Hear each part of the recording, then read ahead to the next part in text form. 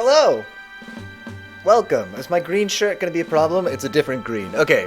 Hello! One of the shopkeepers in Elden Ring looks like Santa. This is excellent news. Welcome. This is Cool People Monday. We're back. We're playing some more Wintermoor Tactics Club. Petey, Wintermoor Tactics Club. What is this game? Why are we playing it? Listen, this is somewhere between a visual novel and kind of a turn-based, Final Fantasy Tactics kind of a game. It's all about a club that plays D&D at this kind of a boarding school in New England.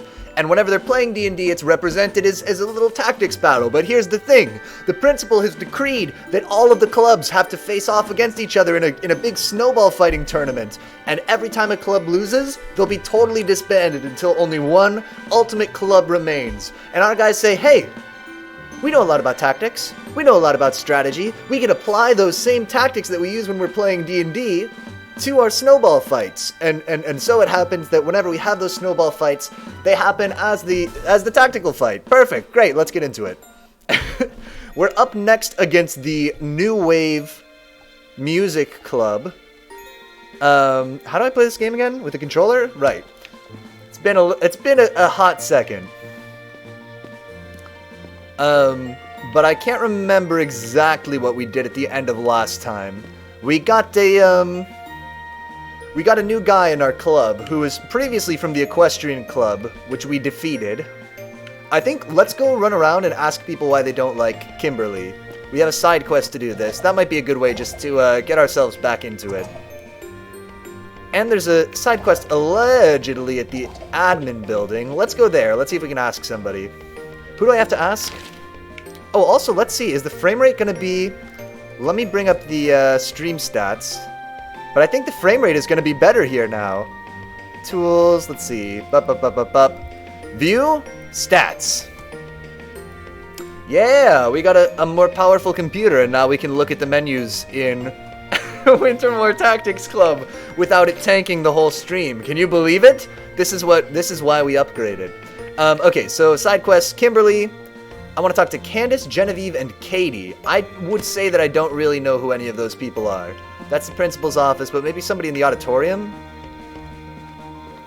Hello? You ask her. Okay, fine. Hey, you got a second? This is going to be our other side quest. What's going on? You're friends with that Batu kid, right? Batu's the new guy from the horse club. Oh. Who joined our team? Yeah, I mean, I haven't known him that long, but...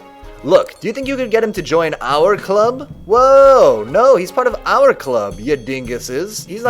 I'm not gonna hand him over. We just got him to join our team. I mean, are you sure you'd be interested in joining the... Wait, what club are you guys again? We're the Historical Reenactment Club. Haven't you guys been disbanded already? Shh! Listen, we're doing some important scientific work here that can't be put on hold. So we've got like a Union soldier and a caveman. I guess those are the historical reenactments that they're doing. Scientific? Yeah, we're trying to figure out what would happen if cavemen and the Confederate Army fought the Mongol hordes. He's incorrect. This is a mistake. If he was Confederate Army, he should be wearing a gray uniform. But he's wearing a blue uniform. So he's obviously Union. Are they going to say so? Is that... I thought historical reenactment was about, reenacting history. Well, yeah, but we reenact things that already but why reenact things that already happened? That'd be boring, right? You'd already know who wins. Let me also, I gotta fuss with my little setup here a little bit. It makes way more sense to reenact historical figures in exciting new situations. Could one Allied soldier defeat 3 Napoleons? Could Shakespeare win a poetry battle against a caveman? That sort of thing. We need someone to represent the Mongol hordes, and Batu is the only Mongol we know. He's a Mongol, right? I was actually going to say he does look kind of Central Asian, maybe. But this is pretty rude. He's from Mongolia, but he's not a horde or anything. That's fine, just bring him by. I know he'd love it. Could I be the Mongol hordes? Alicia, be serious. That wouldn't be historically accurate.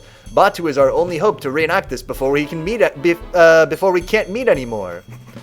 I guess it never hurts to try things out. I can mention it to him. That seems pretty rude. I bet he won't like that we, say, hey, you're from Mongolia, right? Do you want to play the part of the Mongol hordes in this historical reenactment club?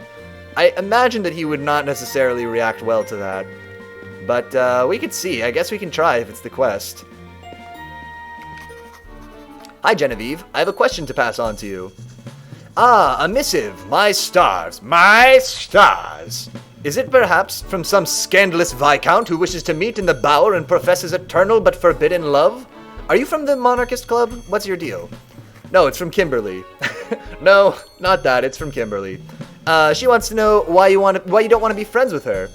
She's so spoiled and phony, like an earl trying to cheat his brother out of his inheritance. I professed my admiration for the many... Oh, got it. I was reading the sentence, I was like, what? I professed my admiration for the many balls and grand parties she gets to attend, and she said there were too many parties, and that I would probably get bored. Oh, my kitten scratched me above my lip and nose? Oh no! Man, my cat at home did this to my sister one time, totally unprovoked. Just the cat was all wound up, doing the thing where she just like runs back and forth from one side of the house to the other. And on her way back from one side to the other, my sister was sitting there like reading or watching TV or something. And the cat just ran and jumped up and scratched her on her face. It was terrible. She had like the lines down her cheeks. Oh, but my condolences. That's always sad when a pet gets you. Does she know how long I've dreamt of being a socialite? How is it fair that she gets it when she doesn't even appreciate it? Ah. My apologies, Alicia. I didn't mean to take this out on you. No, it's okay. That was helpful. Alright, so we got another piece of feedback to pass on to Kimberly.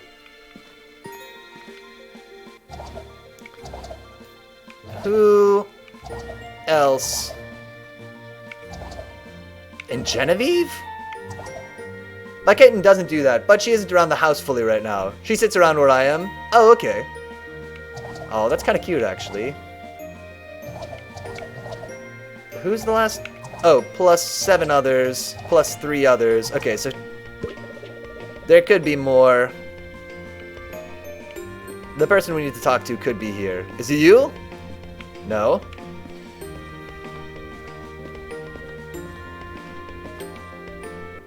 I kind of don't want to ask.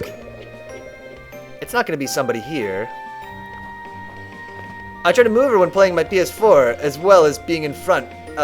When behind, she can move the wires, because it's causing the screen to go black. But she keeps coming back. Oh, yeah. I feel like if you try to keep cats away from something, that becomes exactly where they want to be. She used to lay on the PS4 console, but now she likes to lay in front or behind the screen.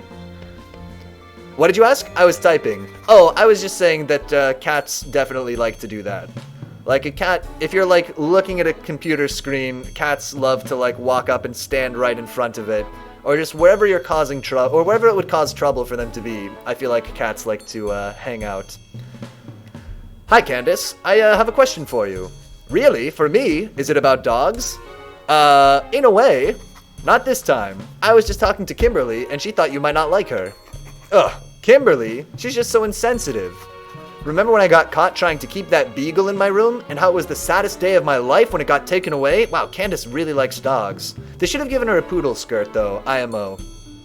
She has the dog headband, but that just makes me think of a poodle skirt. And I'm like, it should have just been... Anyway, Kimberly walked right up to me, and she said she knew just how I felt, because they wouldn't allow her chauffeur on campus to drive her between classes. Can you imagine? I was so sad and angry. She's lucky I didn't pop her one. I can see how that would take some restraint. Good job, and thanks for the info. Well, I guess that's everyone. I guess I'll have to figure out how to break this to Kimberly. Okay, Kimberly, everybody hates you because you're a spoiled brat. That's what we'll say. Dear Kimberly, after thorough investigation, it seems everyone hates you because you're such a brat. Hey, so... Oh, I knew you would come back. Please, be honest. What do you think of me? Or what do people think of me? Well, they were a bit... Man, we get in so many awkward situations in this game, but the game doesn't treat them as super awkward. The game's just like, yeah, this is a normal thing to have a conversation about. Is Kimberly the monarch girl? Yeah, she's like the rich girl. They were saying, yeah, just now, she wanted her chauffeur to drive her between her classes and stuff. By all means, be completely honest. It's extremely important that I learn the unvarnished truth. Ooh, I like that phrase, unvarnished truth. I will probably steal that. You sure? To be totally honest, people think you're kind of self-absorbed and not very empathetic. What? But that's absurd! I listen to people's problems, I relate with them, I even try to give them solutions. How could anyone possibly find me self-absorbed? It can be hard to relate to people, especially when you're coming from different places. Sometimes you can hurt someone's feelings without trying. Also, not gonna lie, all these character designs are kind of generic, like their personality. Kimberly looks like she is stuck up. Oh, I got you. Yeah, they look a little bit, almost stereotypical of whatever their, like, one personality trait is. I definitely get that, especially from the, like, NPC people. For example, when you said, "Can you help me? I don't have any friends," what if I said, "I know just how you feel. My friend Carol was on the phone once when I wanted to talk to her." But that's not the same at all. You'd still have other friends, and you would surely have the attention of Carol in time. My problem is much worse. Oh no, are you mocking me? Not mocking you, that's just how Candace felt after her dog was taken away, when you said you knew how she felt. Having a dog meant the world to her, and you compared it to a minor inconvenience for you with your chauffeur. That was more than a minor inconvenience. But I suppose she does quite like dogs. It seems I've made a mistake and offended my classmates, but I'm still not sure what I can do. Would you mind terribly giving another example? Okay, let's say when you asked, "Can you help me? I don't have any friends," instead I said, "That's easy to fix. You should just try being nicer to people." What? But I do try to be nice to people. I try very hard, in fact. What am I doing wrong? Am I simply not a nice person? Am I doomed to be mean? Tell her people will like her if she redistributes her money to the people and gives power to the government. Yeah, Jacob would definitely tell her that. Our anarchist friend.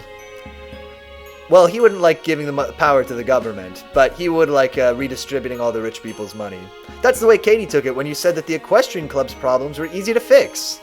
It might be easy for you to fix things like that, but Katie didn't have that sort of influence, even though she tried really hard. When I was upset as a child, my parents would always say it was nothing to cry about and they could fix it. Is that not what everyone wants to hear? It seems I have made a mistake and offended my classmates, but I'm still not sure what I can do. Nah, I don't think anarchists don't like governments. Wait. Would you mind terribly giving another example? Okay, let's say that when you asked, "Can you help me? I don't have any friends," instead I said, "I'm jealous of you. I really envy you because I have too many friends. It's hard to keep track of, and it's a real problem." Too many friends? That does not seem like much of a problem at all. Alicia, I hate to say it, but I doubt your sincerity. Wow, Kimberly is such a rube. She, like, doesn't see... We've done this 3 times in a row, and she still doesn't get that we're purposely baiting her into feeling upset. That might be the way you came across to Genevieve. I know she can be a little much, but she spent her whole life dreaming about balls and cotillions. You just dismissed them as not worth the trouble. I mean, I think they don't like governments. Right, got it. Yeah, agreed. When you said those things weren't worth it, it was like you were saying her dreams weren't worth it. I was just trying to make her feel better. Well then, I suppose all my efforts have done is hurt people. Alicia, if you are a friend expert, what should I have done? Or would it truly be best for me to give up on having friends? We kind of seem stuck up, not gonna lie. I have too many friends. Okay, well she's just giving an example, right? Because Kimberly said, you know, this one girl was like, "Oh, I never get to go to like fancy balls and cotillions or whatever." And she was like, "Oh, I envy you. My social calendar is so busy, whatever." And so we're like replaying that back to Kimberly from the other side. So we don't really feel that way. We're not really like, "I have too many friends." We're just trying to get her to see how it feels to be on the other side of that. It's still a little dickish, but it's not sincerely saying like, "Oh, I have so many friends." I don't think I'm any friend expert. I still feel nervous talking to people. Like, I'm just guessing what to say. I didn't see the context. Yeah, I think that's what we're doing here. But maybe, if you want to make someone feel better, it helps to make them feel less alone. And the music has changed to let us know that this is the lesson learning time. And I think you accidentally made people feel more alone by making them feel like they were different or not good enough. Sometimes it can be enough to just listen. But you did so much more than just listen. You went out of your way to help me and spent time and effort to show how much you cared. I'm jealous. But I suppose I don't have to be jealous. I can do that same thing next time I try to make friends. Perhaps I can even start now. Alicia, I've heard you had some problems with fantasy battles. I've heard this can be quite useful in such situations. Please allow me to offer it as thanks. Boom! Designer boots. Spark gives +2 tactic points of standing in a tile with a ground effect. That's pretty garbage, but okay. It's really okay. You don't have to give people things to be friends with them, but this might actually be a big help. Thanks. That seems not good at all. What a terrible prize. Should we ask Batu if he wants to RP as the Mongol hordes? He's not gonna like it. He's definitely gonna be offended. But we can ask him. I feel like we should just not do this side quest.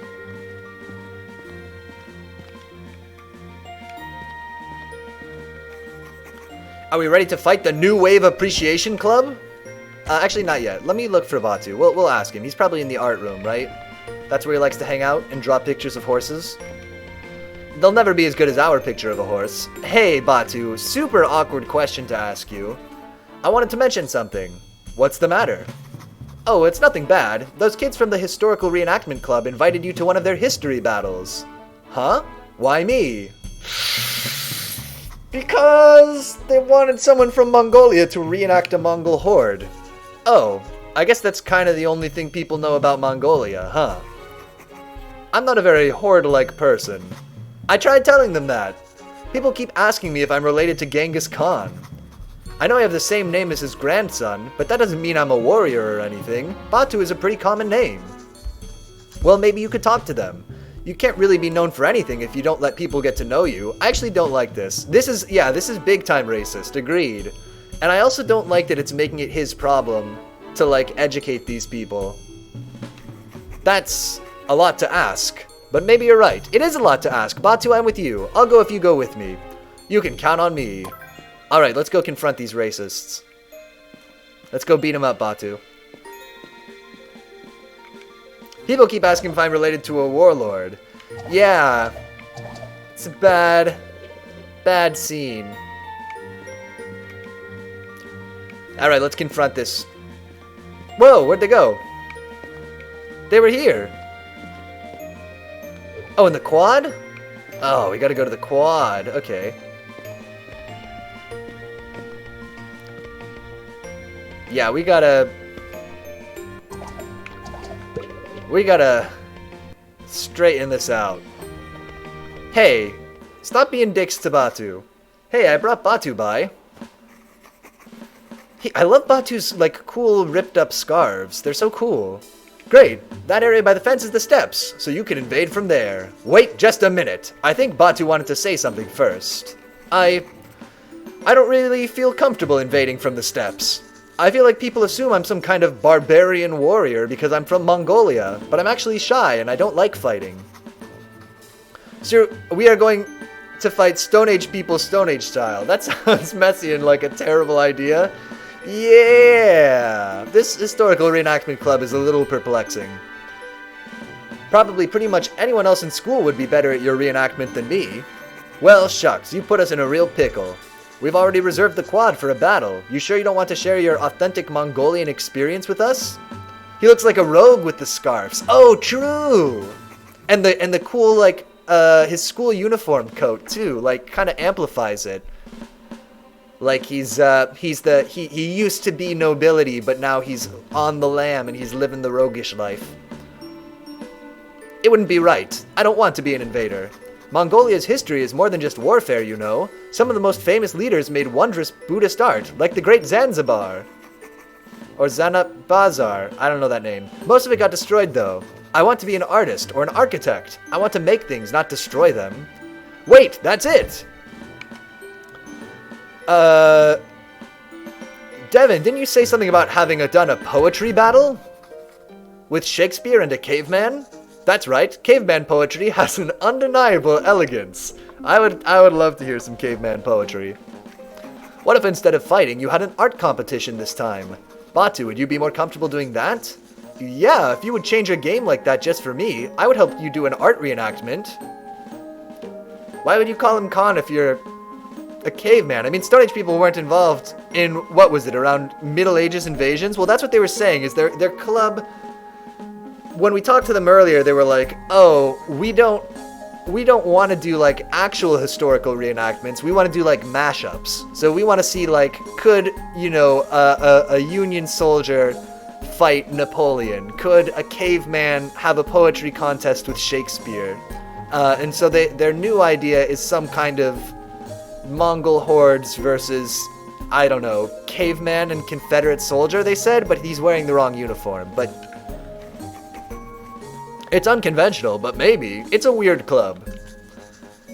It would be another chance for me to show the superiority of caveman culture. Caveman culture? Good name for a band. Just saying. Put a pin in it. Oh yeah? We'll see about that. You're on. Okay, so should I just draw something then? Don't use a pencil. It wouldn't be historical. Only I get a pencil. What about this black crayon? That's kind of like charcoal. Given the circumstances, it'll have to do. Caveman poetry is on the same level as Vogon poetry. Ah, little Hitchhiker's reference. I'm hip. Let the battle begin. Behold, a portrait of my lady love Winifred, awaiting my return under the old willow tree. As you see, I depicted 3 deer against a field of stick figures. I call it the origin of society. I drew the foothills of the Bogd mountain, where my family used to visit in the springtime. I imagined how it would look hundreds of years ago. Such authenticity! Such historicity!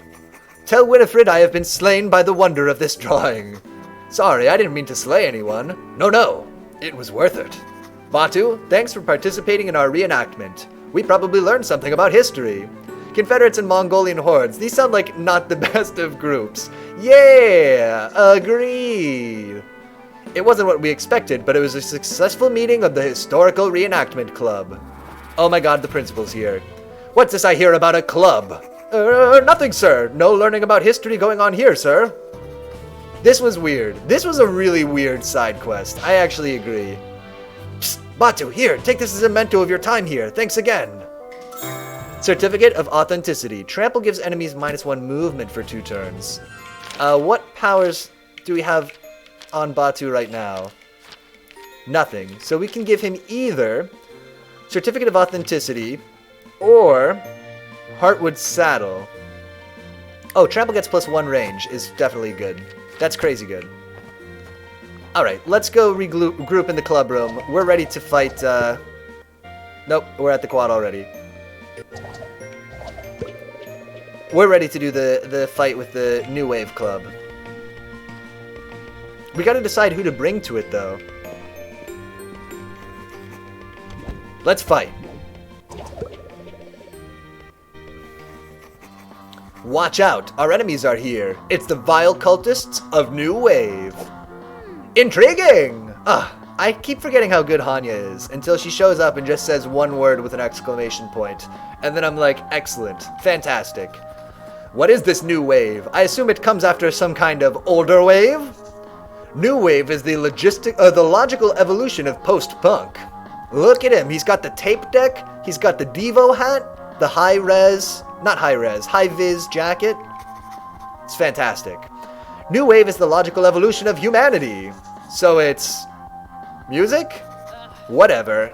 Nothing against you nerds, but I guess I've got to ice you to keep listening to Susie on school time. I actually don't know Susie.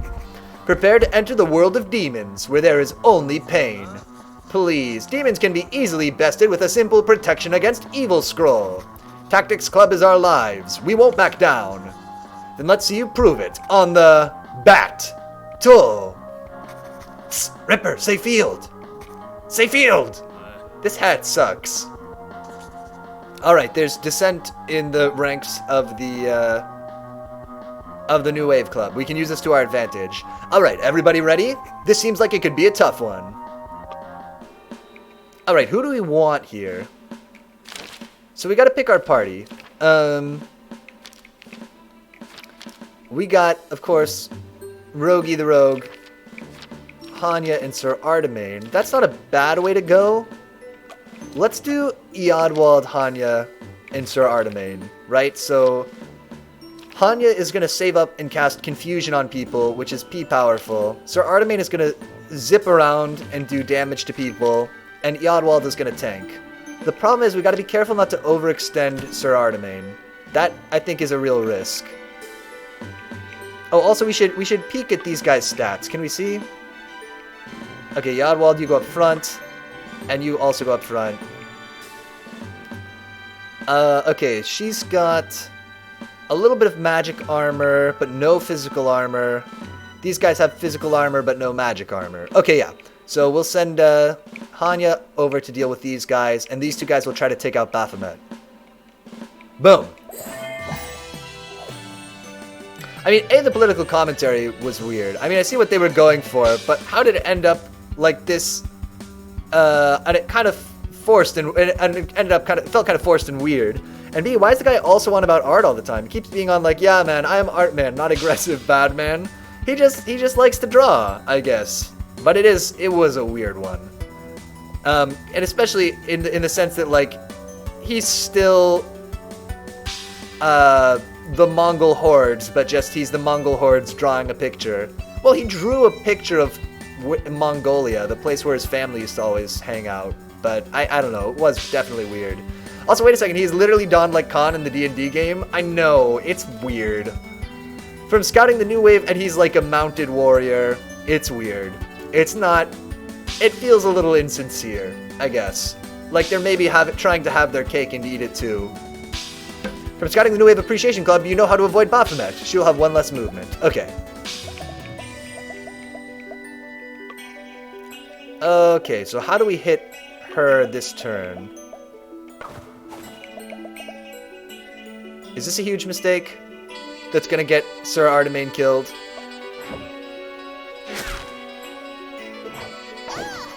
How dare you! You just signed your own death warrant. He should have been the rogue, TBH. Oh, because he's like kind of soft-spoken and sort of keeps to the shadows. Okay, well she... Okay, she fights this turn's attacker.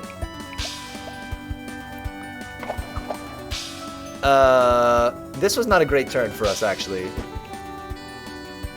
Or like a cool support guy with his artsy nice guy thing. Yeah. Oh my god, Artemain's screwed.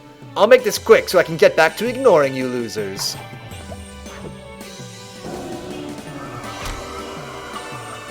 That's an impressive attack. Okay, he's gonna survive, at least. Maybe that's cold comfort at this point. New wave formation, activate! I don't know or care what that is. It mostly means staying out of Baphomet's way. These guys don't even like each other. Our teamwork will give us a huge advantage here. Okay, this is awesome. So these dum-dums have made a classic dum-dum move. Let's go Hanya. No. Hanya, confusion. Yes! Boom, hit 3 of these guys with confuse. So they're all gonna hit each other on their turn. Ow, that stung! Now I know how Elvis Costello must have felt when I called Almost Blue an exercise in self-indulgence. That was a good one, Siggy. But I fear we must be even more vicious than that to win this battle. Okay, so it's kind of interesting. They all attack anyone who attacks her. Right, so we should probably take her out first, and/or we could use tanks to take the hits. That's my thought, is I'm going to run Artemain down here, and then put Eodwald right in the way. These guys are also all confused, so they're going to hit each other. But he's going to dash. He's going to stay here. How do I do attack again? And dash back through both of these people. You there, Demon Lady, I have a question for you. Who is the definitive New Wave band? I really don't care. What? How can you not care? Personally, I think the Cars are the best band for someone looking to get into New Wave. Were the Cars New Wave? I guess I didn't know that.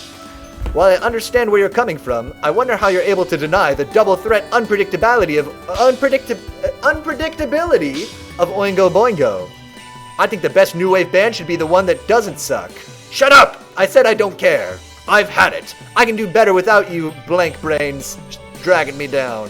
I guess probably you shit brains. Such division. Boom. Alright, and we're all grouped together, but the only person who's going to attack us is this guy. Oh wait, so they attack... Okay, yeah, it doesn't matter. A truly new wave band is ahead of the curve, so we don't know it yet. We are the new wave band. Could you imagine? Oh my god, she absolutely killed her friends. We got an achievement. Are we not helping? This club was a dumb idea anyway. I wonder what that achievement was for. Wait, let me see. I'll look in Steam right after this. And her friend killed her! Oh, that was huge use of confuse.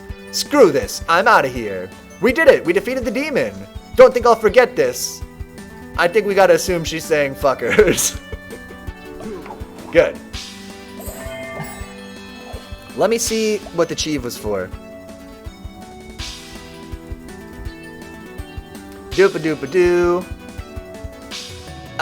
Convince Baphomet to KO another New Wave Appreciation Club member. Hey, only 3.4% of players have this achievement. Wait, let me show you. Boom! Q, are we not helping? Convince Baphomet to KO another New Wave Appreciation Club member. Bam! Shiny gold achievement. Love to see it. Okay, back we go. I think we got this in the bag. I think we've absolutely pwned these guys. Can I... Yeah, just hit these two guys. If not us, then who will differentiate New Wave from mere synth pop? Funny. Funny. Can I get her? Nah, she can't quite hit anybody. What does her little buff move do? Perseverance. Attacks deal +1 damage. Attack an enemy second time if you KO an enemy. Okay, let's do Power Word Persevere. So that'll buff Sir Artemain, aka Batu. Now he's persevering, so he'll do +1 damage, which still won't KO this person, but it almost will. Not as funny as the New Age retro hippies from Earthbound. Oh, I saw the notification on my phone that you were telling me about Earthbound, but I didn't get a chance to read your whole message yet.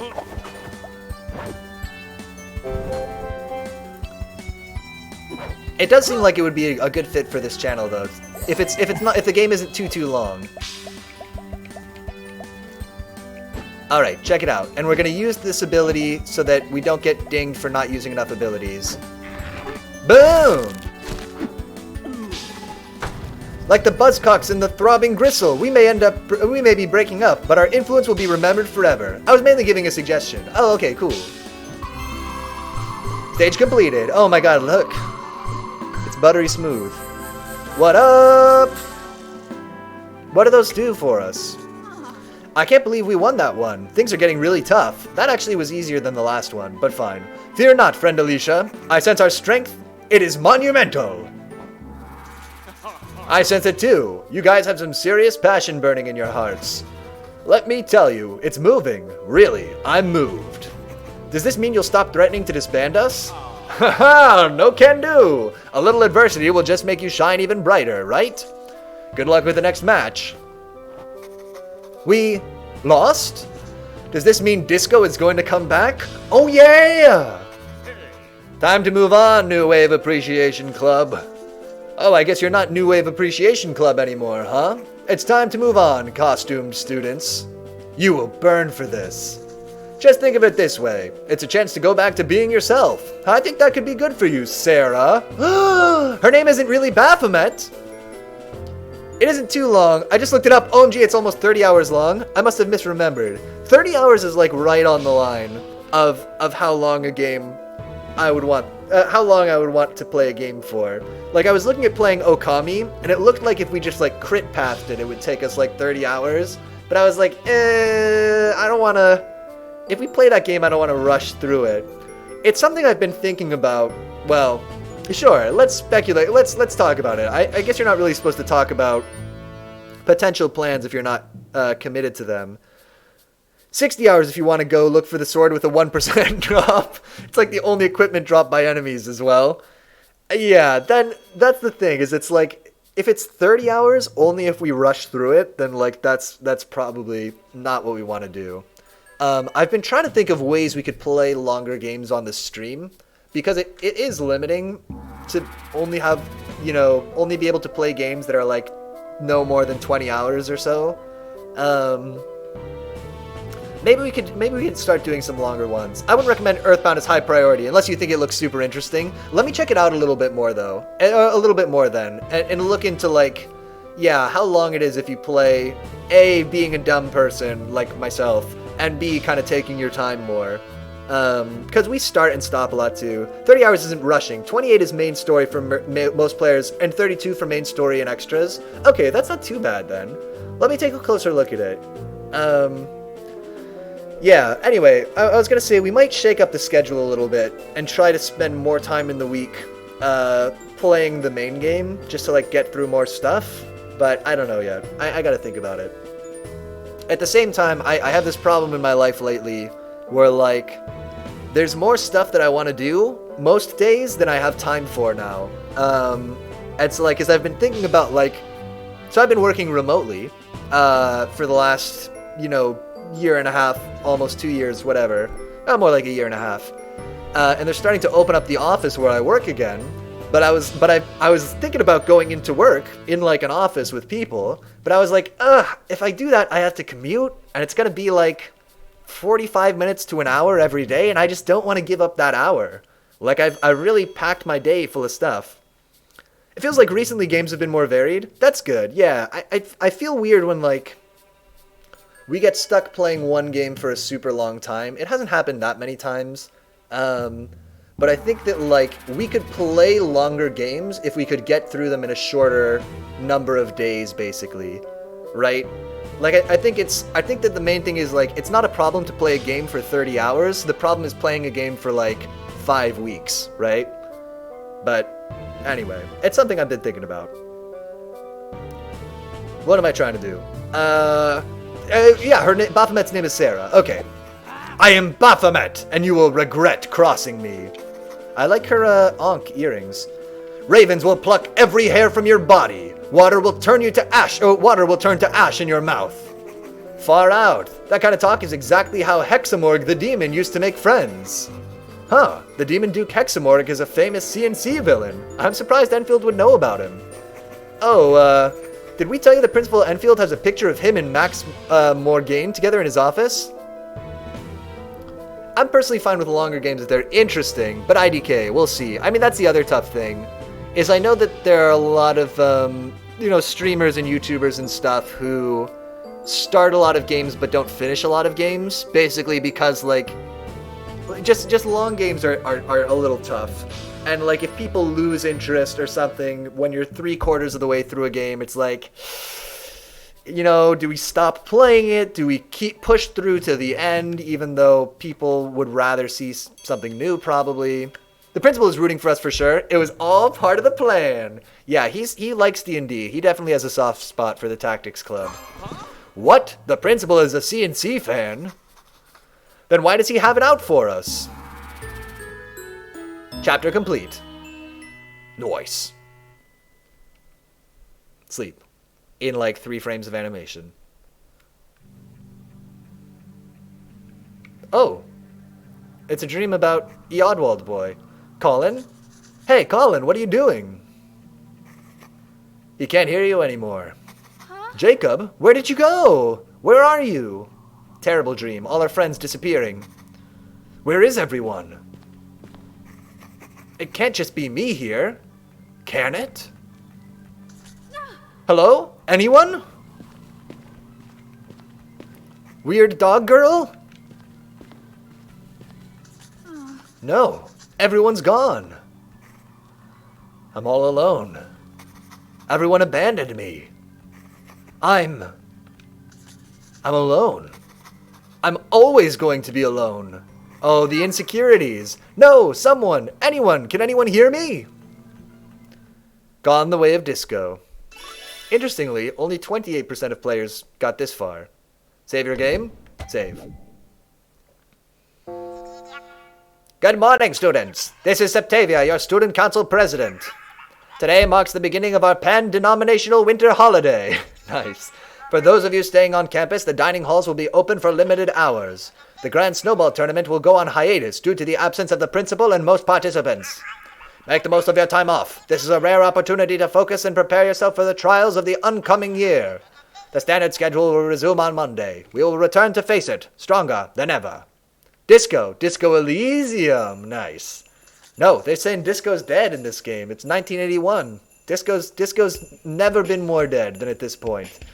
Sounds like it's going to be really deserted around here. Makes me wish it wasn't so expensive to fly home. Well, at least I can call my parents tomorrow morning.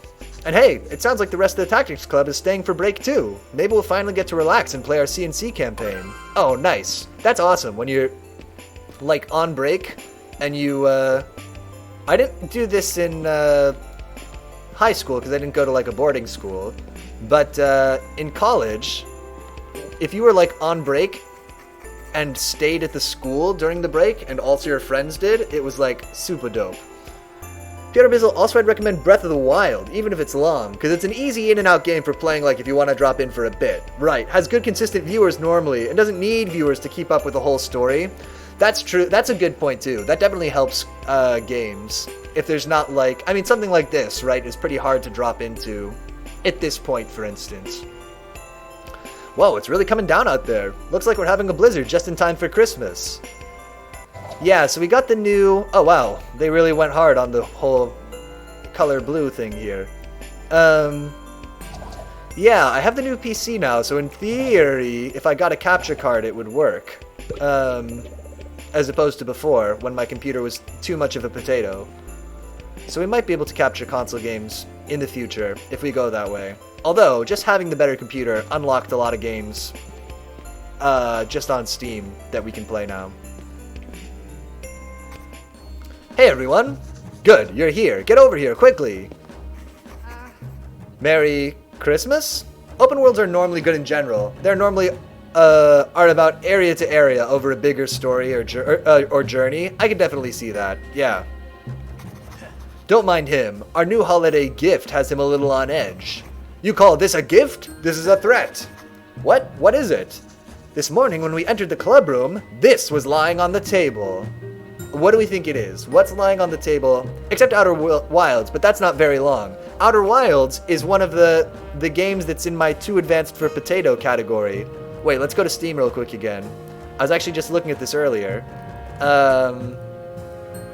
Because, you know, when I would try out games and they would run really poorly and just be untenable for stream, we were putting them in this category, this folder, too advanced for potato. And Outer Wilds is one of those. We could definitely... Oh, and No Man's Sky? I know, I remember. Okay. Slime Rancher, this was the first game I played on the new PC. Just because when we streamed it originally, it was like super choppy. And so I was like, we gotta go. I got unfinished business with Slime Rancher. But yeah, anyway, something to consider. Call of Cthulhu, we almost played that in October. I don't know, I don't think we're gonna play Metal Gear Solid, but it's here. Pathologic 2 is also there, big time there. Pathologic 2 is in technical hiccups, but we could try it again. Because it ran, but it kept crashing. But yeah, these are probably all worth revisiting too, to see if we could do them. Anyway, lots to think about in terms of next games to play. Curses and Catacombs, the Gatekeeper of Illimauzar. The Gatekeeper of Illimauzar, that's the CNC module that weird figurine is from. But that's impossible. It was never released, maybe not even completed. Indeed, it is a booklet of great mystery. What's the difference between technical hiccups and too advanced? Wait, did you get the PC? Yeah, we're playing on the PC. Although this game is not the best demonstration of it. The difference is technical hiccups is like the game was crashing. So like Going Under kept crashing when I tried to start it up. Blood Rain Betrayal was like really choppy and not running well. Brutal Legend we can't play for copyright reasons. The principal wrote? No, the principal's friend, Max Morgan, wrote it. Sorry. The other thing that put some things in technical hiccups is there were some games that could only be played in full screen mode. Peter Bizzle, check out Pathologic 2 intro as a new game Wednesday sometime. I'd be up to go back to it. Yeah, because we tried it that one time before, but we didn't actually get to play it at all. Yeah, we could do it as a new game Wednesday. Indeed, it is a booklet of great mystery.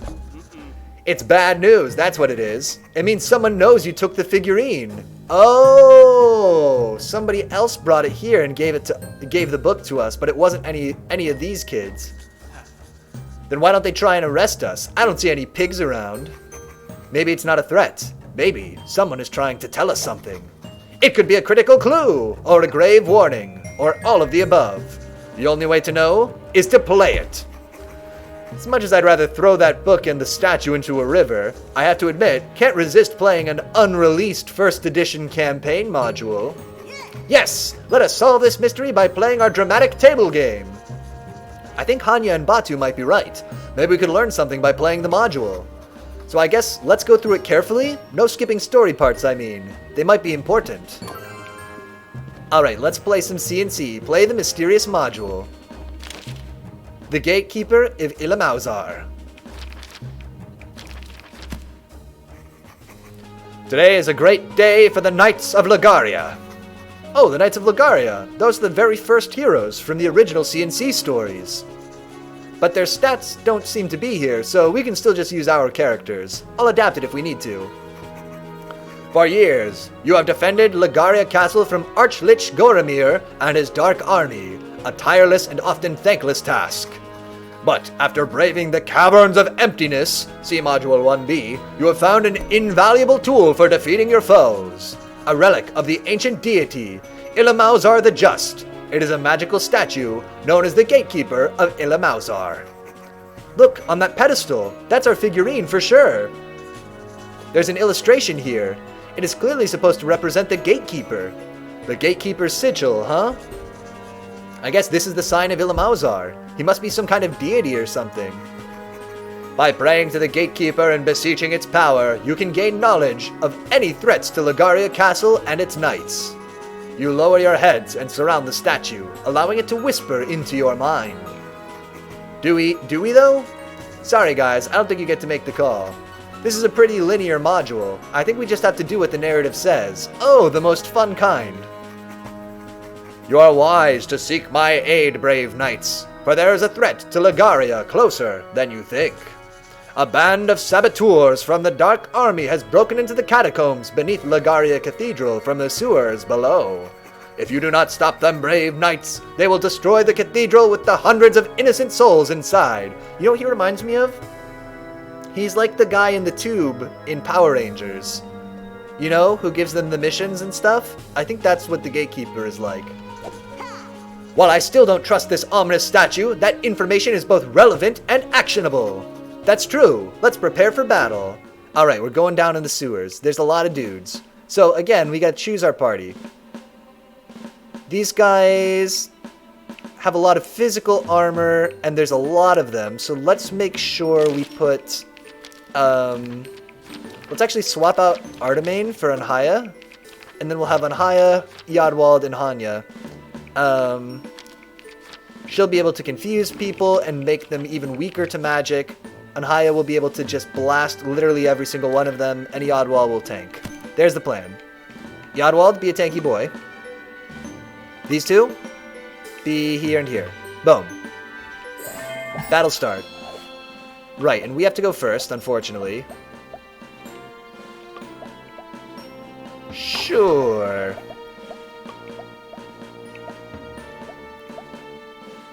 Check it out. Can I still cast my little cone? Rogi has been forgotten.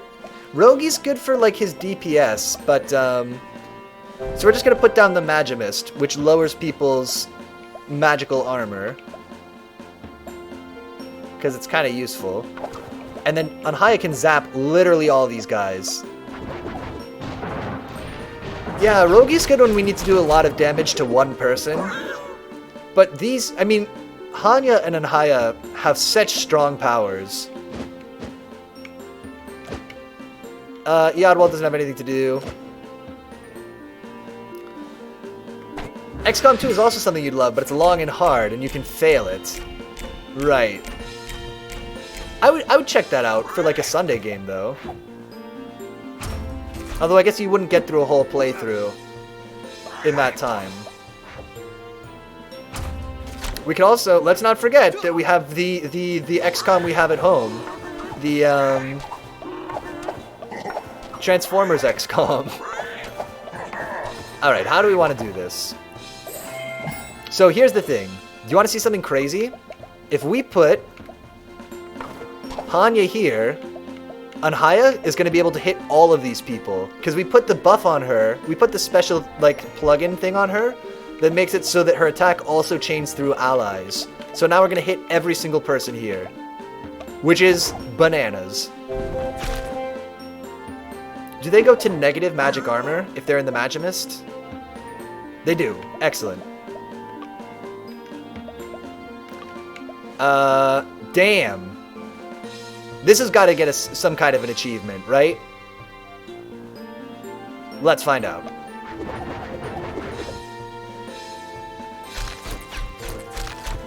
Come on. Look how many guys we killed in one turn. Yeah! Shock tactics. Achievement unlocked. Oh, we gotta know. What's the percent on that?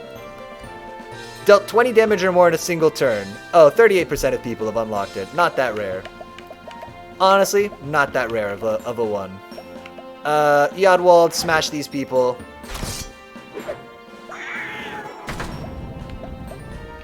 Big turn. Oh yeah! God, there's so many good tactics games. There too many of them are really long though. Like when we played Fey Tactics, I wish we could have played more of that, but it just took too long to get through it. I'd love to play something like Disgaea on stream. That's another one that just too long, if we're honest.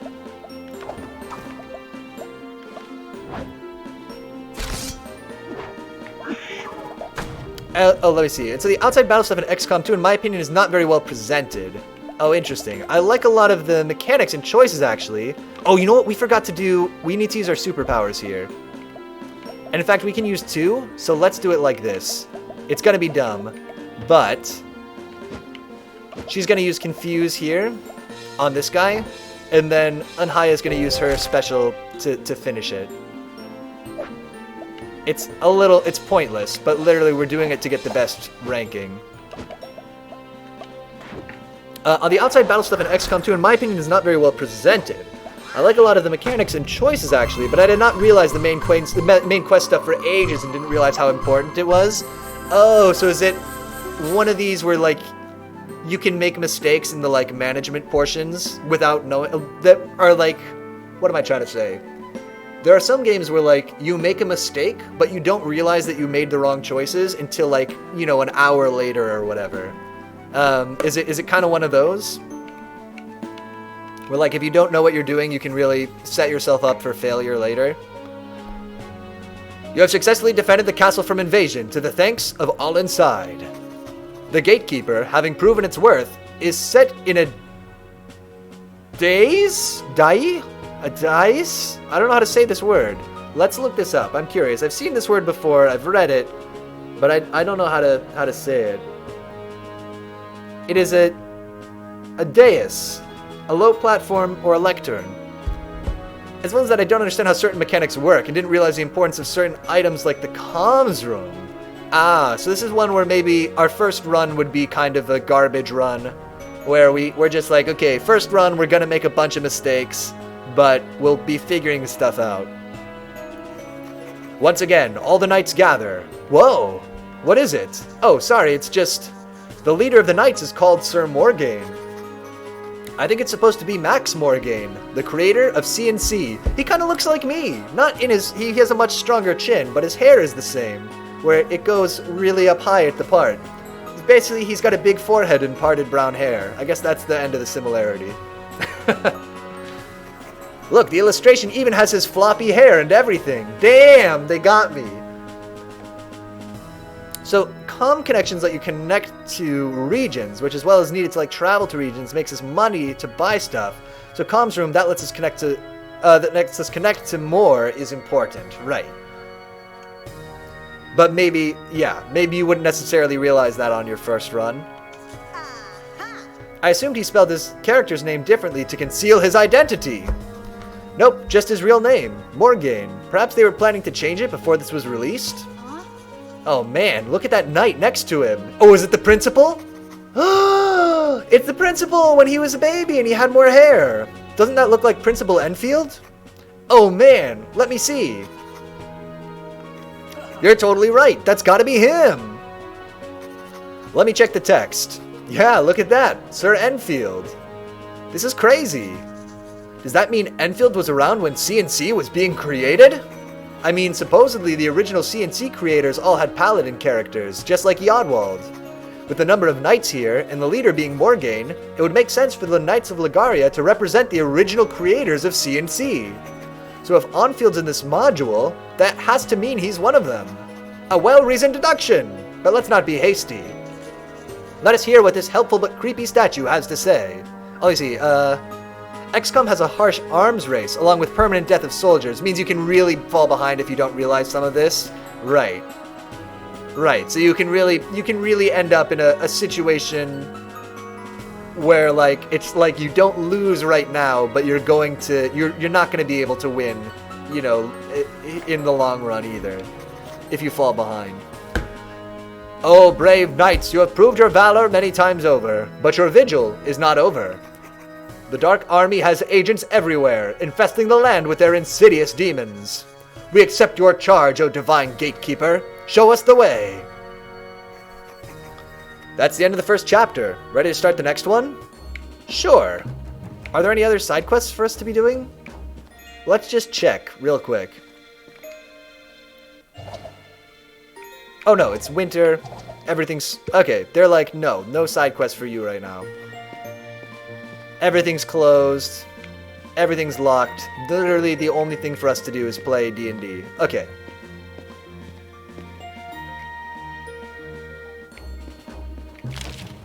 Part 2. Insurrection. Are these good? If we go to the character sheets...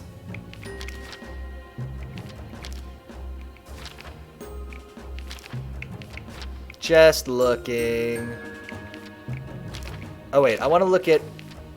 Yeah, she has... We gave her Power Word Persevere, so that's like her upgrade slot. Let's see. The knights start to gather around the statue every day to find threats to the castle. It never lets them down. The gatekeeper finds dorkling assassins, marauding ogres, undead mages. Apparently, none of these are important enough to actually have an encounter written. Ah, here's something. After months of heeding the gatekeeper's wisdom and rooting out all hint of evil, the knights gather around the gatekeeper for a dire proclamation. Even now, a rebellion foments on your borders. The Dark Army has poisoned the minds of the outlying villagers against you, inflaming them into marauding bandits that spread unease and unrest. Ooh, I don't trust this. The border villages, but they've shown no signs of rebellion before now. The Dark Army is cruel and devious. I would not doubt them corrupting our people so. The gatekeeper has always guided us true, has it not? Do not be faint of heart. We shall find this evil, and we shall eradicate it. It seems like a trick. Who do we want? Vampork Elder has magic armor. So actually, we might put Rogi in here. This would be a good fight for him. Yeah, we're getting Rogi in to try to duel these dudes. And I think we can take Hanya out. So we'll put Rogi in. And let's actually put in, Sir Artemain. So we'll do Sir Artemain, Rogi, and Anhaya. And Anhaya's going to focus on zapping the little dudes. Rogi's going to rush up. Okay, actually, hold up. Let's have you run around and just sweep up whoever's left.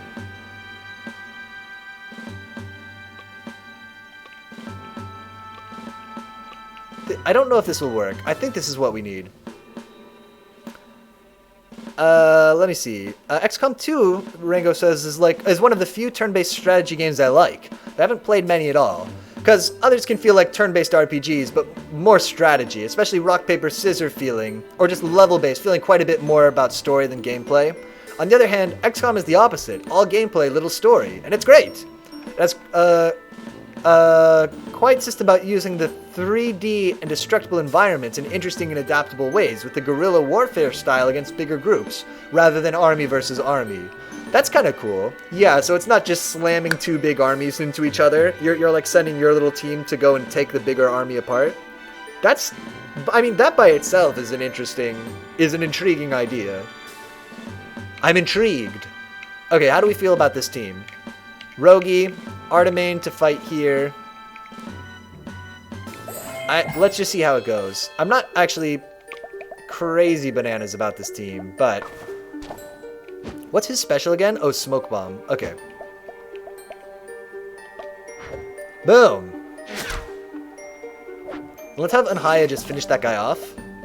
And we'll hope everybody else groups up. Oh, has he got too much magical armor? Okay, so her attack is going to do nothing to him, actually.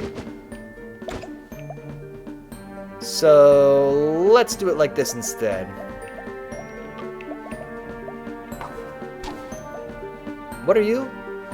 A Vampork. Okay. Artemain, charge through these two guys. Anhaya, stay in the middle and just zap this guy, I guess. Boom! Looks... It's an okay first turn. Not great. Not terrible.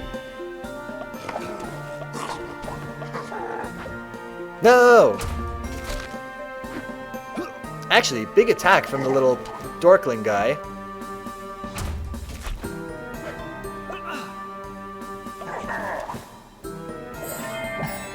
This is a big problem. Yeah, we really need to try to gather these guys up together.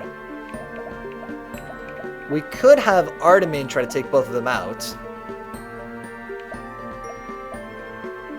So what if we take Artemain first? Have him dash through these guys.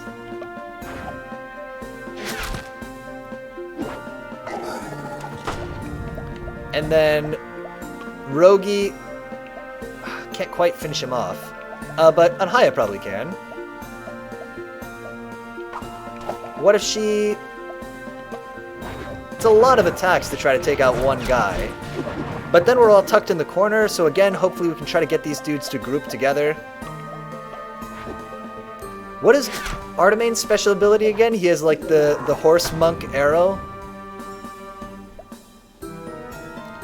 Let me see this. Your classes are more interesting as they aren't rock, paper, scissors, but actually have interesting skills that are fitting to a role, but not a simple counter per se, right.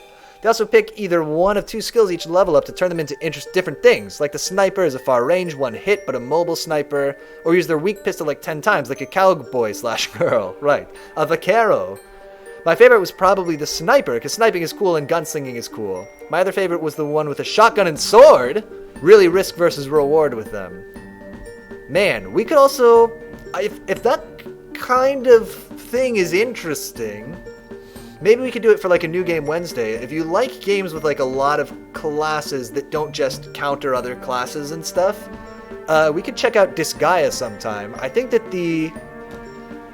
I mean, if I was a betting man, I would guess that the aesthetic might not be your cup of tea, although I don't know. But it definitely has a lot of like deep customization of your party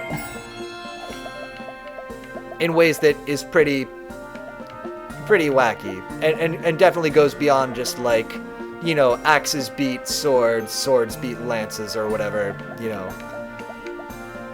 the kind of stuff you sometimes see in tactics games.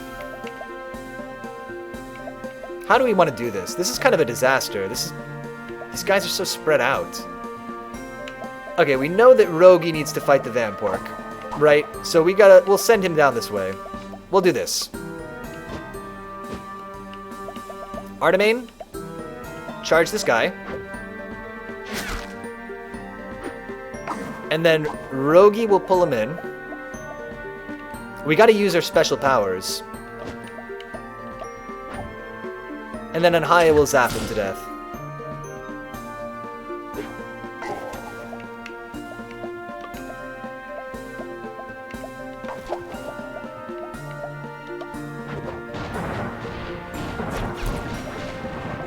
Keep trying to bait these dudes in.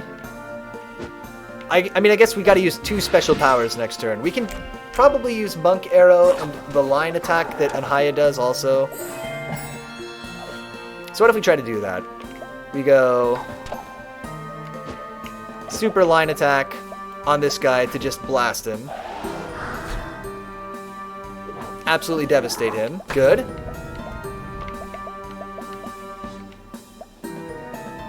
Let's go select Artemane and give him the Monk Arrow. But it hits people... Doesn't it hit people to the side too?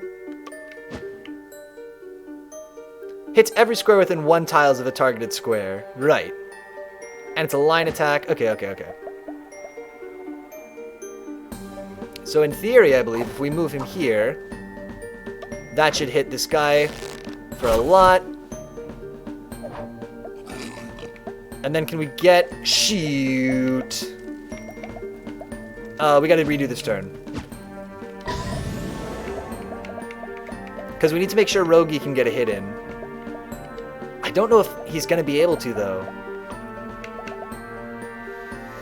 How do we do this? Anhaya's not gonna be good against this guy. Well, actually, can Anhaya get to a place where she can hit him with the line attack? Not really. It's a bit of a bust, I think. I don't think there's anything we can do about this. What if I just attacked you with my normal attack? It would kill you. Sorry, my normal attack. It wouldn't kill you, right? Yeah. Okay, give him the line.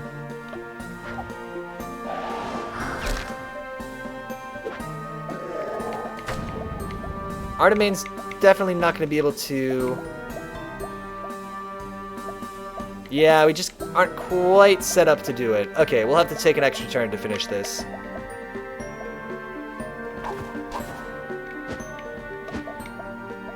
Boom! Horse Monk Arrow! And then Rogi. You're going to move towards Rogi, but you can't hit him from where you're standing. So Rogi actually probably will just stay where he is. He can't get an angle on you anyway. Can't really do anything. Yeah.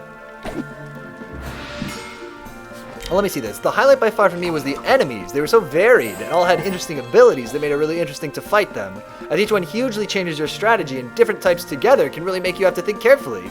Especially felt good because other strategy games can sometimes feel like you need to use the same strategy or a few strategies throughout, while XCOM 2 has you constantly adapt. I do like that. Also on Guerrilla Warfare, it isn't something like this where you are strong guys fighting an army of weak guys. You're actually weaker, and normally the enemy types have crazier abilities than yours, so you have to think carefully and make good use of the environment. Ah, yeah, you gotta keep making sure every encounter is to your advantage. Or every time you make contact with the enemy, you're making sure you have an advantage on them all the time, because, you know, at their base level, they're stronger. Yeah, we missed one for turns taken. If we'd moved Rogi literally 1 space to the right of where he was, there was no way we could have known that we needed to do that. But if he had been 1 space to the right, we would have gotten it in 4 turns. Not that it matters, really, but... You return from slaying the bandits, but a pall seems to hang in the air. Did you see the stream where we played, Rango, where we played Fey Tactics? Although that one might be too... like, grindy and, like... You were saying, what did you say?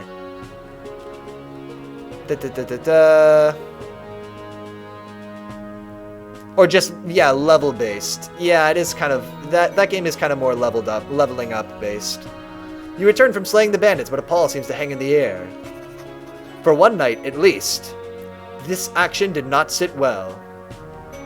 Yeah, that's why someone who doesn't normally play strategy games and isn't huge on the genre loves XCOM 2. It really made me adapt. Nice.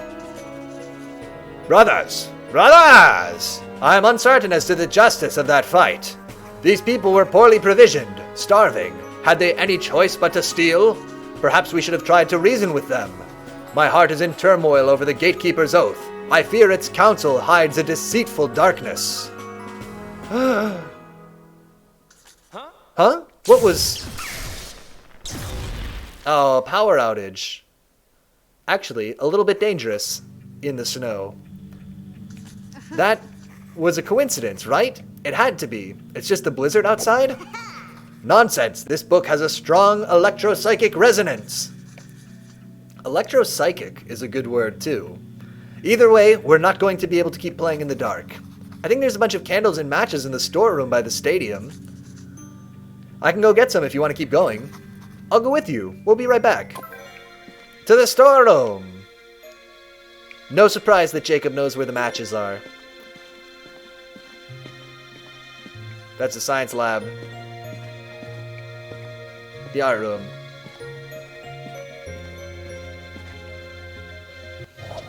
Oh, this is very, like, cozy and New England-y. It's gotta be said. Holing up in the private school during a blizzard, getting the candles so we can keep playing D&D. It's brutal out here. We should finish up quickly. Hey, Jacob? Yeah? You don't think this figurine is really magic or cursed or anything, right? I don't know. Less weird than Old Man Enfield inventing curses in catacombs. I guess if he was around back then, it would explain how he ended up with the Gatekeeper figurine. But can you imagine him inventing epic fantasies? Or having friends? Maybe he used to be cool, but the world wore him down and he got boring and mean. Man, I know how that goes.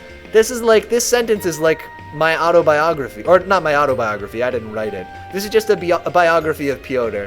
Except minus the used to be cool part. I hear that happens a lot.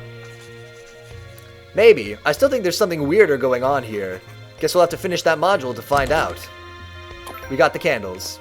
Jacob? Hello. Oh, it sets this up early. So, like, first proper mission, you get 2 special enemy types.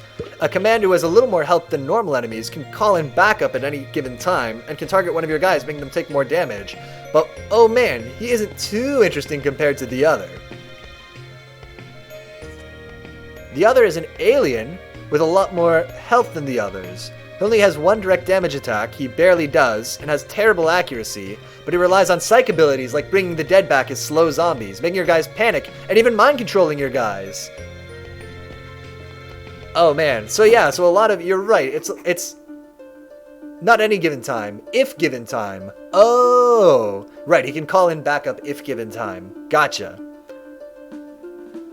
I see what you mean, that these are not just like, you know, they do, he's a tough guy because he does a lot of damage, right? It's like he's a tough guy because he brings back zombies that make your guys panic, and he moves your guys against each other and stuff. That's, yeah, always the more interesting kind of tactics stuff to think through. Great, let's keep going. Okay, this is extremely haunted. Let's play the breaking point. The next time they gather around the statue for its wise counsel, the doubting knight beseeches the gatekeeper of Illimauzar for direction. Great gatekeeper, please, lend me your wisdom. I have felt ill at ease since your last order. We vanquished the bandits, but how can we know if they were truly villainous? You must not waver in your duty, or Lagaria will be lost. They sought to bring down your reign and plunge the land into chaos. Is that not danger enough? A new threat approaches that also seeks such ends. A caravan of merchants travels through the mountain pass. They spread rumors and lies to your loyal subjects. The trading caravan? But they come through every year. They're harmless merchants. If you are unable to perceive the harm they have caused, it is fortunate indeed that you have my guidance. Words may damage more than swords. Nice. Especially when those words are placed by the Dark Army to bring our domain to ruin. The only way to defend Lagaria is to defend them. Nope, to defeat them before they destroy you. My guy's panicking. I still remember each time they just run off mid-battle. Ugh. That can be a bit of a frustrating thing in like a, you know, a tactics game or a strategy game. A morale system that just like makes your guys flee. It sometimes feels like they just get like auto-defeated. I don't know. It can be a bummer to lose a whole bunch of your guys to bad morale at once. You ride out to find the merchants. Upon encountering the caravan, one calls out to you. He calls cheerfully over to you, asking you to sit and join him. They've been out on a long journey and are eager to share tales of what's gone on in their absence. Do not be fooled by their demeanor. They are dark spies, each one of them. Ready your attack, men. No, it's wrong. It's a mistake. Are we really gonna do this? I mean, the encounter is written into the module. What if it provides critical evidence? We must press on and discover what became of the knights. I guess so. These knights aren't us. We're just playing a game. Alright, so this time, you know who we want. We want, not Rogi, Hanya, Sir Artemain, and Anhaya. We're going all DPS. Actually, no. Change my mind. Because we're doing the big attack on the first turn. We're taking out Sir Artemain and putting in Eodwald.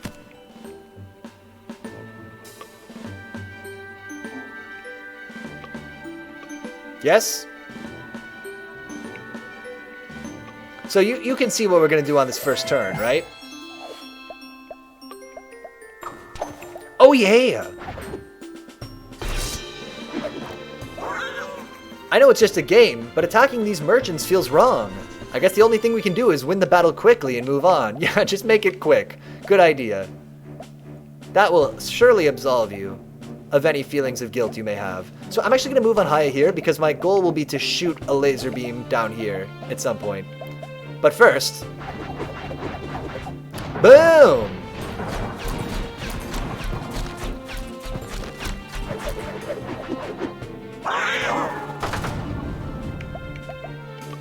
And Hanya, can you stand here and zap these two guys to death? Is that what I want? Or...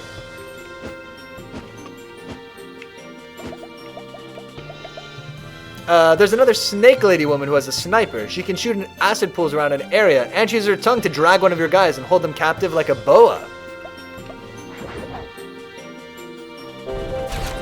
Nice. Yeah, moving people around too. Ah, so good in tactics.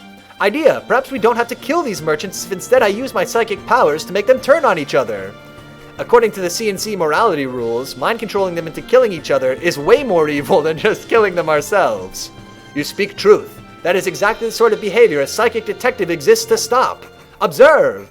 I will use this table game to illustrate the sort of psychic catastrophe we are sworn to prevent. Shut up, this is Piotr's stream. Here we have questionable morals in games. Listen, this stream is about two things.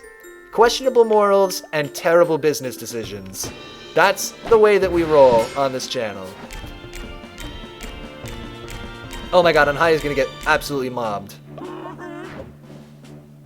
But first these guys have to do something way more evil than simply getting killed by us.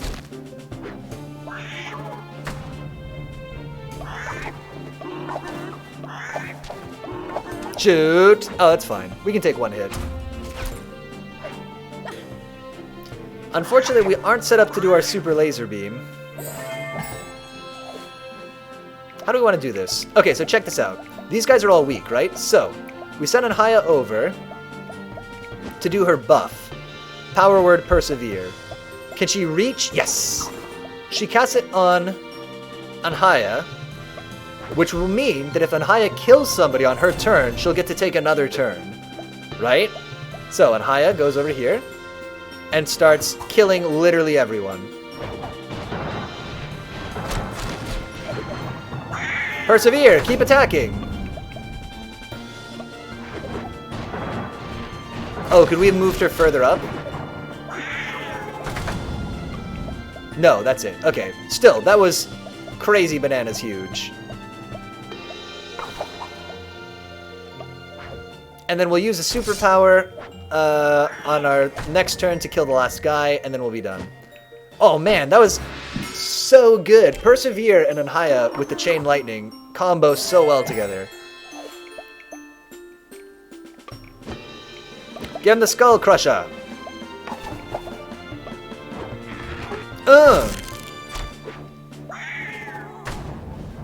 Stage complete. We absolutely trashed those dudes. But we did it. We took too many turns, apparently, which is surprising. Guess that's about it for the merchants. They were just passing through, and the knights just killed them. Does that book now know that that's not okay? Let me keep reading. While all the other knights celebrate, the doubting knight sits alone, thinking about the merchants. They didn't look evil, they just looked confused, scared. What if the statue isn't guiding us down the right path? What if it has its own ends? By day, the gatekeeper praises the knights. It calls them valorous, and says your unity is the key to defending the realm. Still, every restless night brings new nightmares as the gatekeeper calls, secret monsters and hidden villains, causing all the castle's problems and threatening new ones. I can stand by as witness no longer. We cannot trust this gatekeeper. Impossible. Our castle would have fallen to evil forces long before now if not for the gatekeeper's help. It is just as I have feared. One of our own has fallen to the Archlich's influence and is trying to spread conflict among you. He is no longer a knight of Lagaria. He is your enemy now. As his friends turned against him, the lone knight fled. But he did not flee alone. In the ensuing chaos, he was able to steal away the gatekeeper. Oh, just like he actually stole away the little figurine. By taking the statue onto himself, he removed its influence from the knights of Lagaria. But the gatekeeper was displeased, and its darkness continued to spread. Let me see. Rango says, the Snake Lady is great, as you really have to adapt to her pulling your guys from cover. It's so intense, and that as well as the sniper... Oh, that as well as the sniper means you really realize how important cover and environment is. And he can go a route of breaking shields with a mid-range consistent weapon. And the hacker guy who is the lamest... he can just go the path of buffing and healing your guys, or hacking enemy robots and technology. Nice. So you got to really leverage your guys' special class abilities when you're doing that fight. That's it? But wait, so what happened to Enfield and the Curses and Catacombs founders? You messed up 2 posts?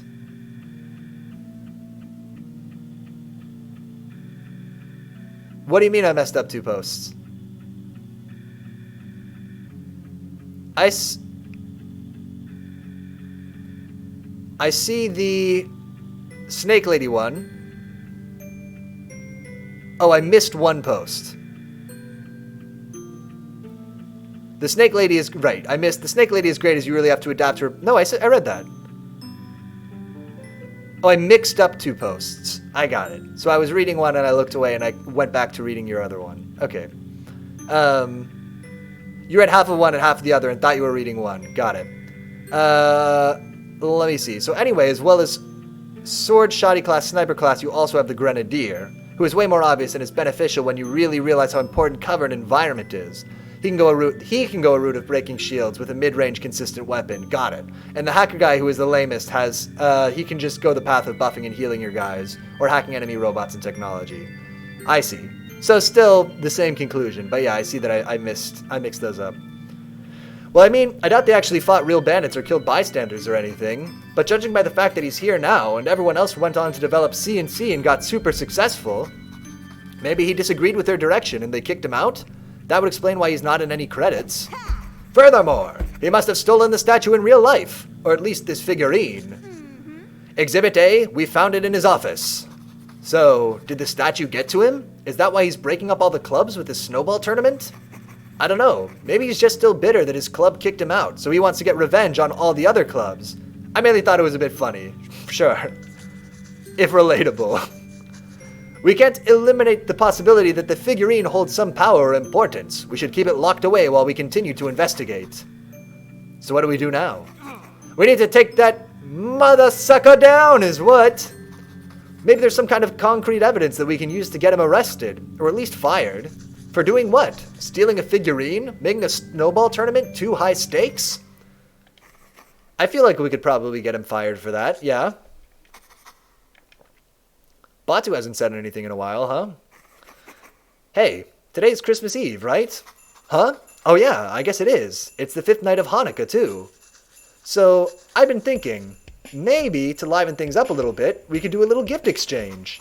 Not in the real world, but in CNC, I mean. Anhaya has some extra gold, and I was thinking it might be fun to spend it on some holiday presents for the party. Subject to Catacomb Master approval, of course. But actually, that's not a bad idea. You guys have been getting a ton of XP lately with all these battles. It's probably about time for some character progression. Ooh, are dudes gonna get better? In honor of the holiday season, let's have all the characters unlock a new upgrade slot. That's huge, actually. That's great. So, who wants presents? This is very cool. Okay, we got to do a little bit of finagling. So, she can take a specialization.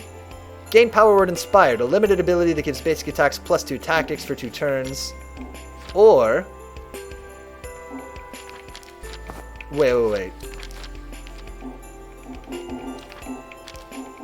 How do I give her the specialization? Oh, do I have to choose 2 from the same? I got it. If I choose 2 from the same thing, then we get the specialization. Okay. Oh man, that actually changes it a lot. Okay, so in Haya, let's give her a limited ability that gives basic attacks +2 tactics for 2 turns. That's honestly not that huge. Outsider Staff.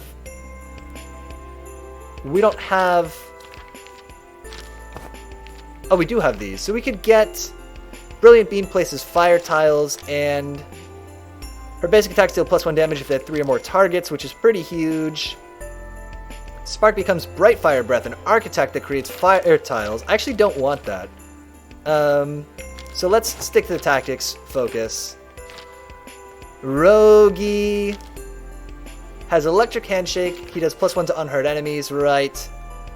We can give him Cursed Grapnel, a magical attack which gives enemies -1 magical armor, and then he would get specialization. Rogi gains +1 movement. Let's do it. That's just strictly because we had him with this ability before anyway. Eodwall gets +1 movement and push on his basic attacks, and then he gets Power Word Smite, a limited ability with burst that dazes enemies. Or if we went Thundering Hammer and this, then we'd get Righteous Strike becomes Hammer Hook, a physical attack with 3 range and pull. Let's do this. Powered Smite. And then she's got... Yeah, Hanya has 3 different specializations she could get. Hanya's basic attack gives enemies -1 movement for 1 turn. That seems good, actually. And then what's her specialization? She can use Power Words twice. Oh, because before she could only use it once per battle. Sure, we'll take it. Because we can't get any of her other specializations. And then we can't get any of the specializations for Sir Artemain. So let's just also take this. Trample gives enemies -1 movement. That's the only other one we have for him. Interesting. Let me tell you, one of the early intimidating guys you see in XCOM 2 is the robot. Has shields, which means your hits are blocked every bit by how much shields they have. I believe the robots have 2 shields or so. Explosives can break shields, though. Oh, so every attack that I do does less damage for his shields. And he can just jump buildings and shoots missile at places. He punishes you clumping together, and you have to be able to have multiple angles with his mobility. But he's big enough he can't use cover. Okay, so you get that against him at least. And also, quick mention, XCOM 2 enemies get crazier. Like, later on, you get a fucking robotic angel. Listen, one of my... So I play the tabletop game War Machine, and one of my favorite factions has a lot of robot angels. So I'm intrigued. Are there any... Okay, I want to see one thing real quick. If we got the tactics thing for Yodwald, would we use it? I don't think we would. And Hanya, we wouldn't either, right? Oh wait, this is not what we wanted though. Oh no, that's Rogi. Her Crucible challenge, but we don't want the Firebrand. Okay. Oh, so we have to give these people gifts. Okay. What did I get Sir Artemain? Horsebrush, a paintbrush, or horse paint? We definitely got him horse paint. I know you like horses and painting, so I got you some horse paint. Your horse is white, right? So now you can paint it. Thanks, that's very thoughtful. You could maybe give it war paint, or make a mural on the side. Or draw additional eyes on it to confuse your foes. Or write down with hair principle. I'll think about it. Deciding what to paint can be just as fun as painting. Oh, we're giving everybody upgrades. Wow, okay, they're really buffing our guys for this last leg of the game. Trample deals +1 damage if it targets an enemy with a negative status effect. Actually, I have a present too. You didn't have to do that. Well, everyone seemed to like my drawing the other day, so I figured maybe people would like it if I drew their characters for them. Here. Oh, sick! Whoa, these are amazing, thank you. This is precisely how I pictured Hanya. Excellent work. Okay, we gave Batu his upgrade. We'll give all of these and then we'll look at the character sheets again. Psionic Radio, Psychic Magnifying Glass, Anti-Bee Amulet. Listen, I'm not Anti-Bee. We'll give her a Psychic Magnifying Glass. Since you're a psychic detective, I got you a Psychic Magnifying Glass. It lets you see psychic phenomena. You know, zoomed in. Excellent, you have my thanks, wizard lady. What does psychic phenomena look like? Glowy, and often purple. Psychic Magnifying Glass. Her basic attacks give +2 tactics if they KO an enemy. Alicia, I have a gift for you as well. As Hanya, not Hanya. For my Christmas offering, I have worked out an agreement with Handel and have instructed him to focus on sending you positive energies. For the next 2 weeks, you should feel an increase in cheerfulness and a boost to your affirmative psychic aura. Thanks, I think that will be more important than ever over the next couple of weeks. Nice. And then for Rogi. Yeah, the robot also has terrible aim. Like when hacked, the robot has when I hacked the robot, 18% accuracy for someone a few blocks away. Could just be a hacking thing though, because I barely hacked. He didn't shoot my guys much, but damn, those missiles. They also mean you have to adapt to cover being destroyed. Right, so your cover gets destroyed, you have to adapt to it. I think, like, just 2 of these, the alien and the robot, who's higher priority? The alien hiding in the back doing all the psych stuff, or the robot destroying all the cover and is moving around the arena? And also, how do you plan to do this? It sounds like some pretty deep tactics. What did I get Rogi? Escape from New York on VHS, ticket to see Road Warrior, some cool theme music. Oh, we got him some cool theme music. I got Rogi a magical artifact that makes cool theme music play in the background whenever he makes a dramatic entrance. Oh, rad. Can we just say it's that one song by The Clash about the police? Colin? Since it's a magical illusion, I suppose there's no reason it has to use period-appropriate instruments. Sure. You realize it might not be the best idea for a character who's always sneaking into places to blare his theme song all the time, though, right? Listen. Don't worry, I got this. I'll save it for times when it's important for Rogi to have a theme song play. Rebel's background music. Rogi's magical attack deals +1 damage if he is standing in a tile with a ground effect. Oh hey, I got you a real-life gift. I got everyone these Wintermoor pens. Jacob, did you steal these from the supply closet when we went to get the candles? I also got you the gift of plausible deniability. Nice. Anyway, sorry, that's too much XCOM 2. Ah, it's alright. We're hanging out, we're playing some games, we're chatting about games. I got no problem with it. What is Rogi? What did he unlock? Okay, so if we were going to change out grappling hook, if he's standing in a tile with a ground effect, and then his specialization does what again? Oh, he just gets +1 movement for anarchist. Let's do this. Let's swap this for the background music. And on the character sheets, also for Hanya, do we want the magnifying glass? Commanding call gains burst 1. Isn't it already a burst? Oh no, it's not, but that's insane. If it is what I think it is. Confused enemies deal +1 damage to their allies. Okay. And what's this? Yeah. This, if I understand it correctly, this is gonna like make the confusing attack incredibly powerful. Oh, and then we also have to do Artemane. He got the horse paint. If an enemy is in a negative status effect, what was this one? -1 movement, +1 range. Yeah, let's get the horse paint, whatever. Cool. Then I will mention XCOM 2 Grenadiers also are great with flashbangs. It's already a big area of effect, and the grenade launch improves range. Plus, it can carry 2 grenades. You can take different types. Flashbangs are great in XCOM 2. They lower enemy accuracy. Ah, is that a big deal to make the enemy miss a lot? What did I get Yodwald? We got him. Water from the Marsh of Madness. I got you this vial of water. It's from the Marsh of Madness. Hey, that's where we had our first adventure. Huh. I didn't even know the difference between a fighter and a paladin. You ignorant fool. A single dorkling nearly wiped out our whole party, remember? That's why I got it. I wanted you to have a memento from when we were first starting out. Very big. Okay. I used my Fedge's limited portal spell to teleport over and get it. See? I marked it on my spell sheet. That's really thoughtful. I'll treasure it. And I'll only consume it to gain +1 against madness effects if I really, really need to. Vial of Memories. His basic attacks deal +1 damage when adjacent to 3+ enemies. Oh, that actually may be good. I have a special gift for Anhaya. It's a small but powerful magical artifact called a wishing token. One time it will allow you to perform an action not normally possible in the bounds of this universe. Wow, that does sound like a lot of power. Yeah, I noticed that sometimes you get frustrated when you wanted to do something the rules wouldn't let you do. Like when I wanted to cast Freezing Beam to ice the elixir of invulnerability so the orc doctor couldn't drink it? Or summon a mouse inside the treasure chest to open from the inside because my wand could definitely fit through the keyhole? Exactly. I thought this would help. You'll have to choose wisely when to use it, but it can help you do one of your fun ideas even when it's not strictly viable in the game.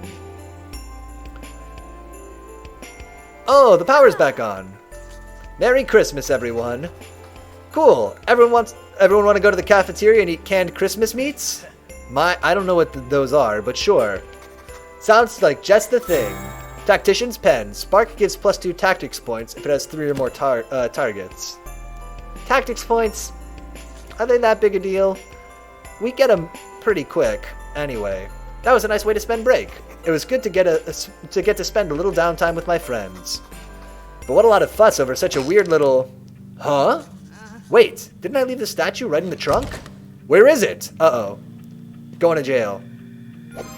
It's not here. But that's impossible. I know I put it right in my trunk. Could someone have taken it? This can't be happening. Uh-oh, we're gonna get blackmailed. Chapter completed. Oh man, let's use this time to do... Oh wait. Today's featured hero clicks. I didn't pick one out yet, so let me pick one real quick. Oh, perfect. He'll do. Today's featured hero clicks is Elrond from The Lord of the Rings. He's kind of a tacticsy guy. They don't just do superheroes hero clicks, they also do Lord of the Rings ones. Here we got Elrond, looking pretty good. He's got his sword, he's got his cape. He honestly does look a little bit like Hugo Weaving. So we gotta give him that at least. Elrond has no affiliation, but he's 175 points, and he's today's featured hero clicks. So now you know. Let's see. XCOM 2, though, definitely has random moments. Okay. And chances you gotta adapt to, as well as hard choices with chances. It's actually very fair, as even though shots have chances to hit, you can get basically all high percentage chances to hit and low for your guys if you're clever about it. Right, I see. So even though it's random, you can really push it one way or the other. I only played XCOM 2 with PS Now, so I didn't finish it after 2 failed playthroughs. But I'm thinking of getting PS Now again, so we'll get it. Oh, so you'll get the game again, right? It does also mean, though, I can't play the big DLC, which is like a game's worth of content with new classes and even mechanics. And the enemies look cool. Oh, let me see if I have that, because I think I got XCOM 2 from some bundle or something. I'm sure I didn't get the DLC. Let me see. I guess let's go to Steam. I guess we would see on the store page if we have it. I guess we'd want to play vanilla XCOM first, probably, right? No, War of the Chosen I don't have. Okay, that's the one, right? Yeah. But that's okay. We could get that at some point when I have $35 instead of the 7 cents that I have now in Steam. Oh. Okay, let's go back. Let's do this. You need to listen to me. What you're doing is wrong. Oh, she's having another bad dream. I wonder what happened with the CNC guys back in the day. Alicia, you have been found guilty and sentenced to death. Huh? Death? What? What am I guilty of? What you're doing is wrong. You are a threat to the school and you must be destroyed. You're the threat. You're the one who's making the clubs destroy each other. Threats must be eliminated. And you are a threat. No, get away from me. Ah! Ah! Yes, destroy the threats. Oh, look, it's the quad. It's the ice skating rink. No, that's not what I meant to. I don't want... Oh, War of Chosen is mixed with the main game. Playing with it first time is the definitive way to play. It's like a double campaign. Oh, so you would want to... You wouldn't want to do vanilla XCOM first and then War of Chosen afterwards. We'd want to get both, ideally. All threats must be eliminated. If you don't destroy them first, they will come for you. Attacking is the only way to ensure safety. Alicia, Knight of the Tactics Club. Will you learn where your enemies lie in wait? No, I'm not going to listen to you. You know the other clubs are your foes. They will destroy you if you do not destroy them first. Yeah, okay, interesting. So we might... Let's do this. Let's do it like this. I'm going to wishlist the DLC, and we'll try to grab it when it goes on sale. And that way, we cannot... We can wait until we've got both to play XCOM on stream. It's done. I've wishlisted. Wishlisted it. What's in my wish list? Should we view the wish list? Let me just first load this up and make sure it's not going to dox anything about me. We got good games in the wish list. XCOM 2, War of the Chosen, Mundon, which you recommended. Ambition and Minuet and Power. Inscription, which Giant Spatula recommended. Unpacking is here. I feel like Unpacking is a little overplayed at this point, but it's fine. Origami 2, still got to finish Origami 1. I don't know what Nira is. When did I wishlist this? We'll check back at this in a second. Frog Detective 3, Corruption at Cowboy County. Peglin, Fist, oh, looked good. Eldorand, which I think it looks like a platformer. The Good Life, Bunhouse, Absolute Tactics. Oh man, and Bionicle, Masks of Power. This game's never going to get finished, but... There's a fan-made Bionicle game that looks really good, but they're never going to finish it. But if they did, we would play the hell out of it on this stream, I can tell you that. Look at that, there's the little Bionicle guy hiding over there. The one which does look brutal is the boss DLC. It just adds 3 bosses, and they can ambush you in levels, and then later find levels where you actually go and kill them. One boss moves every time you move one of your guys. Jesus. Just one for one, no worries. Lamau. What, to the Bionicle game? Listen, when I was a kid, or not even a kid, when I was like 10 to 14 years old, I loved Bionicles so much. They just came out, man, they were like, cause like, you know, I remember a time before there were Bionicles, and when they first introduced them, I was like so into them. I was so into like all the Bionicle lore and stuff. Man, maybe I'll pick some up. I'm gonna go home to the house I grew up in California in the winter. Maybe I can bring some Bionicles back. Man, oh man, oh man. Some OG ones. You know the principal is your foe. How sad and bitter he has become. Yet you robbed him of the one thing that could bring him solace. I said I'm not listening. You know that Septavia looks upon your selfishness with pity and disgust. You know that the clubs you have defeated have only grown to hate you more. You know that even now, all of your foes gather to plot your downfall. That's not true. I'm helping people. I can stop all the fighting. Alicia, Knight of the Tactics Club. I have shown you where your enemies lie in wait. Do not doubt my power. Huh? What was that? The Gift of Mystery. Oh, we gotta know. We gotta know the percentage on these Chiefs. It's a sickness. I must know. 23%. Save your game. Save. The one who moves every time you move your guys is the rushing fast melee one as well. Like, how are you supposed to move your guys out of the way if she moves, like, all the time? It's tricky. I'm helping people. Not really, TVH. We're crushing the other clubs. That's what we're doing. Ugh. How did the Animal Identification Club make the semifinals? Oh, hell yes! The Animal Identification Club, do we get to fight them? I've heard there are only 2 students in that club, and yet they keep winning. Do they really care about identifying animals that much?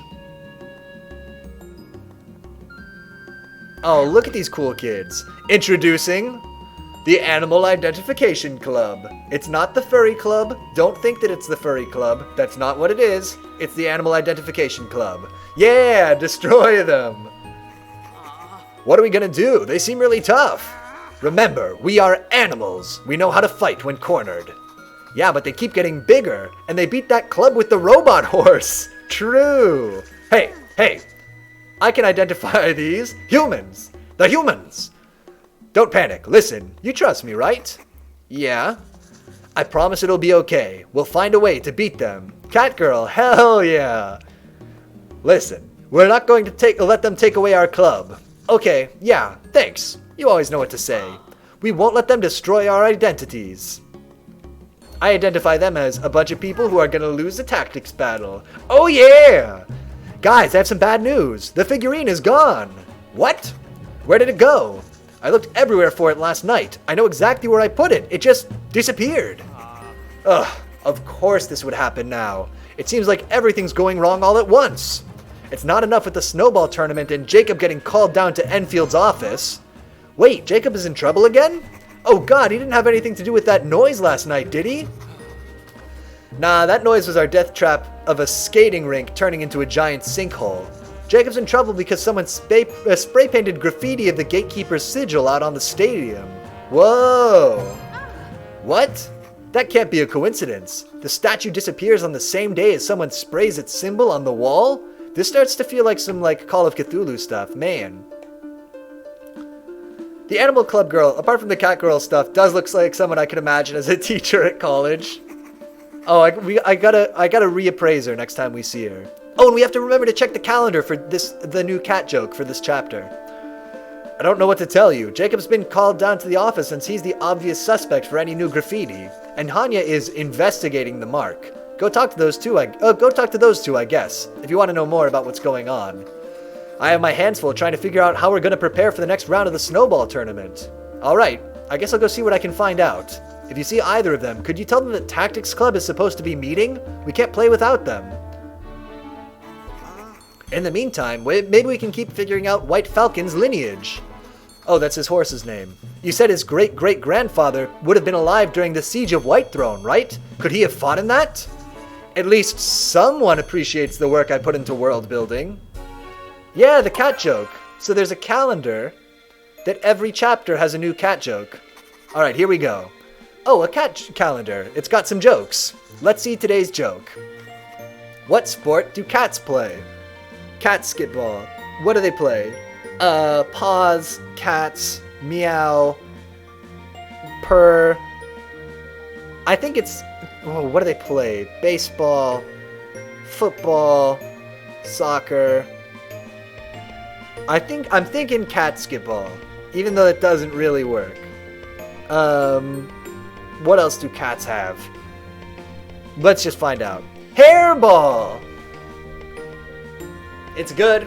It's a good cat joke. They got me. It's hairball. Cats play hairball. Nice. Leaves. Enters a second later. Wait a minute. I just remembered I forgot to look at the cat calendar. Okay, so Jacob's probably at the principal's office. So we can hit there first. He is, indeed. There are more side quests. Do we want to... Let's actually get whatever the side quest is at the classroom. Do we need to do the side quests? If, really? Candidly? What did we get him? Oh, the potion, right. Okay. So this is... He has +1 damage when he's adjacent to 3 or more enemies. Can we give him that instead of the one that gives him push? Yeah, let's do that. Because I actually don't want him to push enemies away. We want him to go up and hit people and then be the... Oh wait, we want him to be at the classrooms.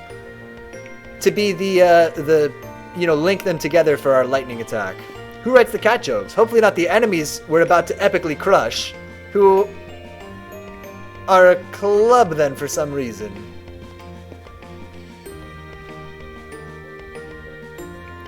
Who has a quest? You do. Alicia, I would like to talk with you. What's going on? Is everything okay? I've noticed you've convinced Batu to join your club, taking him under your wing. Oh, this is true. We need another upgrade for Batu.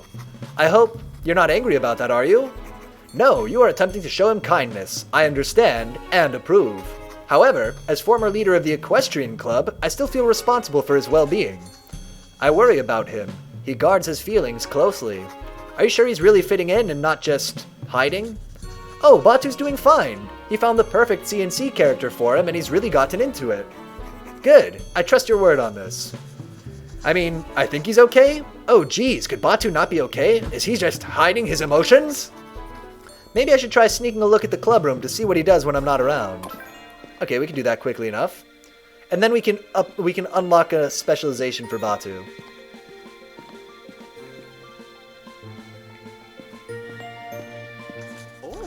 No, see, the trick is to fire while all 4 of the horse's feet are off the ground. Is that true? Is that how you shoot a bow on a horse? This is why stirrups are such an important invention. Of course, that makes sense. The shot would be steadier. Wow. Okay, so let's say that the prerequisite for a ride-by-volley attack is that you have to have White Falcon at full gallop. Okay, that makes sense. Did you see the note I left explaining his stats? Yeah, I got it. So basically you're saying that the horse's mother was from the lands of Gormern expansion. Yeah, I think that's the most similar CNC setting, given the climate and terrain. So that way White Falcon is a crossbreed. Oh my god, Batu's having a whale of a time. He loves it. IDK, Batu seemed like the most open character emotionally. He talks about what he likes to be and how he feels about stuff more than others. That's true. He's also like more...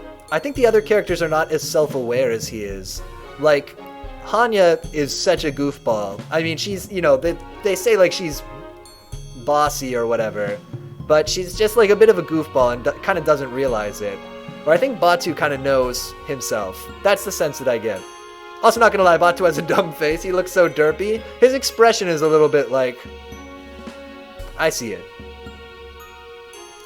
So that way, White Falcon is a crossbreed. He can have the speed of an Elsenian horse, but the hardiness and endurance of a Gormiran. Yeah, that tracks. But how would a Gormiran horse make it all the way to Elsinore? Well, that's why I wanted to talk to you about trade routes.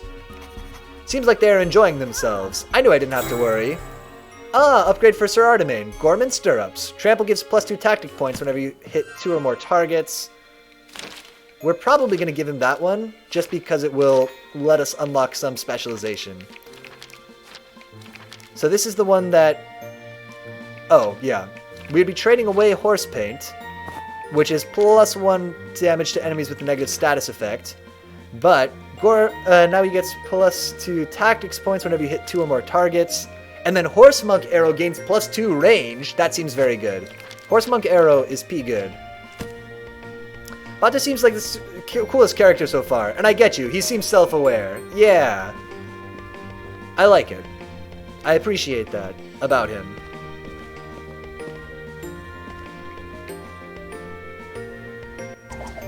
Okay, let's go talk to Jacob. Oh, although, actually...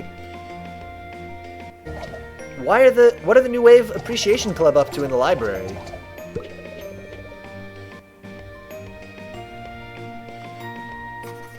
Oh, hey! Oh, good, we can spy on the Animal Identification Club.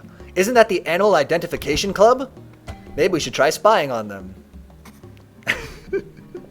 Hiding behind the bookshelves, good. Hey, do you smell that? Huh? You're right. Smells like someone's trying to sneak up on us. Oh my god. What? How could they possibly know that? I have no idea, but it sounds like we can't get close to them. They don't seem to be reacting to anyone else, though. Maybe we should talk to someone for whom the library is their natural habitat. Aha, my man! Oh, hi. Sorry if I don't shake your hand or anything. I've kind of got my hands full. Are you okay? Do you want some help with those? No, I'm alright. I love books. They're the best. Oh, me too. Really? Oh, it's so nice to hear someone else say that. I just wish I could disappear into a book sometimes, you know? I mean, like, physically. Just curl up inside the pages and be gone forever. I was with you up until you said physically. It would be so nice. I just love the way they smell, you know? Oh, do you want to smell like a book? You know what, Benny? Yes, I do. Lay it on me. I have this perfume, here. Most people think it's weird, but you like books, so take it. Alicia got the book-scented perfume. Seems niche. You know, weirdly, this is exactly what I need right now. Thank you. Oh, I'm so happy to hear that. Let me know how you like it. Oh my god, it's Kismet. We needed to disguise our smell, and this kid just happens to have the special book-smelling, perfume. Spy. Alicia used the book-scented perfume. Alright, we smell like books now, I guess. Let's try this again. Okay, so I've written down all their stats and combat styles. That should give us a good starting place. Uh-oh, are they doing recon too? Great job, Duncan. Okay, yes, I see what you mean that she has a bit of a college professor vibe, actually now, with the jacket and stuff. I could see her being like, she looks like kind of like one of my animation professors from college. Great job, Duncan. We can defeat our foes by learning from nature. Let's start with our leader, Colin. He seems to be kind of the tough, heavy armor type that's hard to defeat. So, Bear? Pangolin, maybe? He's definitely dealt a lot of damage in previous battles, more than he's taken. He seems to be more aggression-focused, very wild and damaging. So, Bear. Incorrect. I think he's dealt the least damage of any of our guys, but good try. I'm not sure I'm comfortable with this. Okay, Alicia. She seems wily but fragile. She can hit a lot of people at once with her snowball techniques. She seems to go down a lot in combat. So something damaging but easy to crush. A bird, perhaps? But a fierce bird, like a swan or a secretary bird. Oh man, secretary birds are a nightmare. Yeah, I can work with that. That could have been worse. Okay, the last of the original three is Jacob. I don't really know what he does. I think he's just generic damage. Okay, wolf by default? Wolf by default. Then there's the two new people, Hanya and I think his name is Batu. If Batu is not a horse, then they're making a mistake. Batu is a former equestrian club member, so he should obviously be a horse. Nice.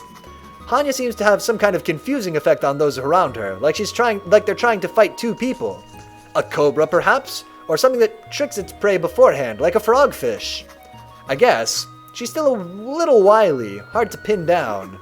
I think that's all of them, right? We should practice hypothetical combat against those animals. See how we match up. Let's go. This is dumb. I was thinking the same thing, Colin. I mean, isn't this kind of what we've been doing with C&C? Did you say something? Nothing. Sure, let's go. Right, so we see the fights as being like C&C tactics battles, and they view them as being, like their animal identification club. I kind of like that. Kinda cute. It said that where's the, what I want to know is, where's the New Wave Club right now? They're at the quad, maybe, but we really want to meet Baphomet, because I think we can get Baphomet in the party, which would be pretty dope. Oh, she's at the admin building. Tell you what though, let's do that next time. We'll call it here for today, and tomorrow we'll go back, we'll get Baphomet, hopefully, and do the main quest. I think we're on the last chapter now, so we should probably finish this game up tomorrow. Nice, let's save our game, and then go to the calendar real quick, just to wrap up. Let's do it. Boom, boom, boom, boom, boom, boom, boom, boom. Nice. This has been Cool People Monday. Where's my brush? That's what I really need. This has been Cool People Monday. We played some more Wintermoor Tactics Club. We'll be back tomorrow, probably finishing up this game from 8 to 10 Eastern Standard Time. So again, tomorrow we'll be playing more Wintermoor Tactics Club from 8 to 10. If you watched any of this live tonight, man, oh man, oh man, thanks so much for watching live. Thanks for hanging out as we continued to try to narrow down what is going on with the principal of this school. Why is he making all the clubs fight each other? What is his connection to C&C? So strange, so mysterious. And if you watched any of this as a recording or on YouTube, thanks so much for watching that way too. And until next time, I will see you later.